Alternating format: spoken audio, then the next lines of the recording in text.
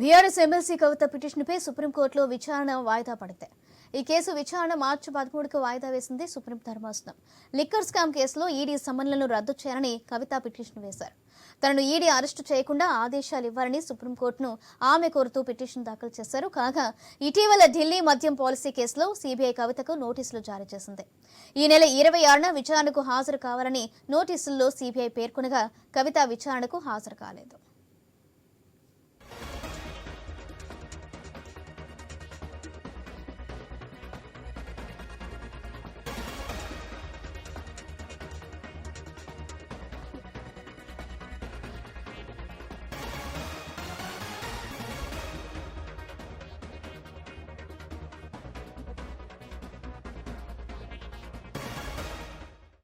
BRS MLC కవిత పిటిషన్పై సుప్రీంకోర్టులో విచారణ మరోసారి వాయిదా పడింది.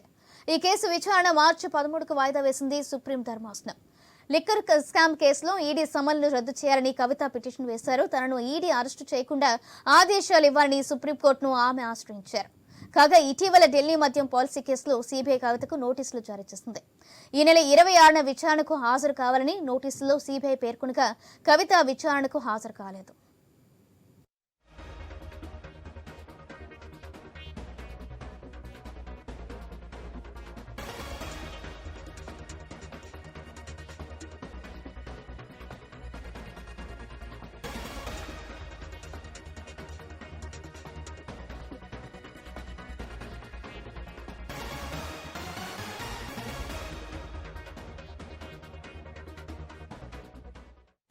బీఆర్ఎస్ ఎమ్మెల్సీ కవిత పిటిషన్పై సుప్రీంకోర్టులో విచారణ వాయిదా పడింది. ఈ కేసు విచారణ మార్చి 13కు వాయిదా వేసింది సుప్రీం ధర్మాసనం. లిక్కర్ స్కామ్ కేసులో ఈడీ సమన్లు రద్దు చేయాలని కవిత పిటిషన్ వేశారు. తనను ఈడీ అరెస్టు చేయకుండా ఆదేశాలు ఇవ్వాలని ఆమె సుప్రీంకోర్టును కోరుతూ పిటిషన్ దాఖలు చేశారు. కాగా ఇటీవల ఢిల్లీ మద్యం పాలసీ కేసులో సీబీఐ కవితకు నోటీసులు జారీ చేసింది. ఈ నెల 26న హాజరు కావాలని నోటీసుల్లో పేర్కొంది సీబీఐ. కాగా విచారణకు హాజరు కాలేదు కవిత.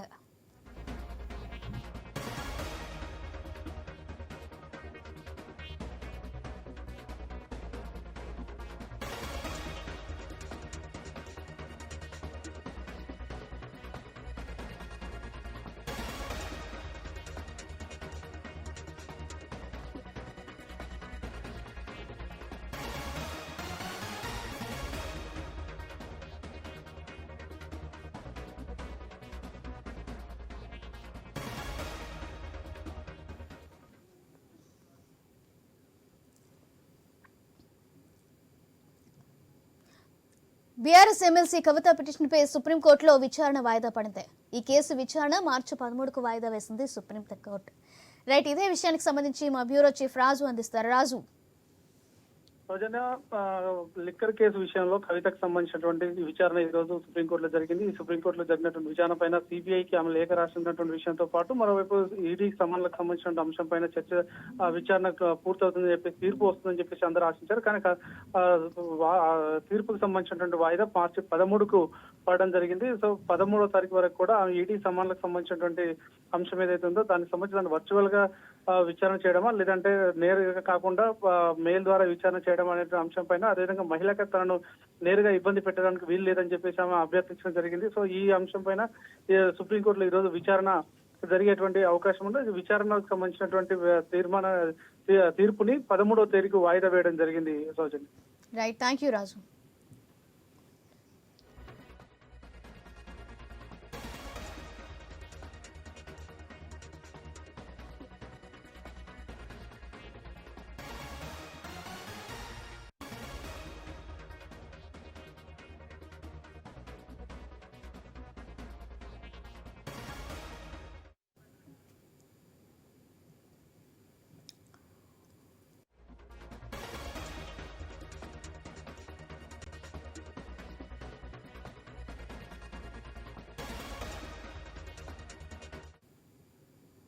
ఢిల్లీ లిక్కర్ కేసులో ఇరుక్కున్న కవితకు ఒకవైపు ఈడీ, మరోవైపు సీబీఐ విచారణ కోసం వెంటపడగా వ్యక్తిగత హాజరు నుంచి కవిత మినహాయింపు కోరుతున్నారు.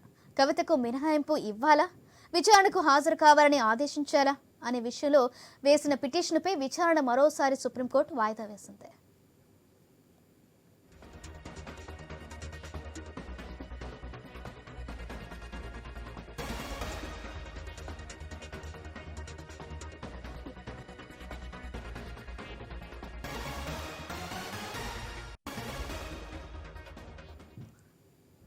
వాస్తవానికి గతంలో 2 సార్లు కవిత ఢిల్లీలోని ఈడీ విచారణకు హాజరయ్యారు. తర్వాత మళ్లీ విచారణకు రమ్మంటే మాత్రం రానన్నారు. సుప్రీంకోర్టులో తలుపు తట్టారు. ఈ కేసులో సాక్షిగా ఉన్న తనను మహిళ అని కూడా చూడకుండా విచారణ పేరుతో ఢిల్లీకి పిలిపించడం తగదని వాదన వినిపించారు. తనను ఇంటి వద్ద నుంచే విచారించేలా ఆదేశాలు కూడా ఇవ్వాలని కోరారు.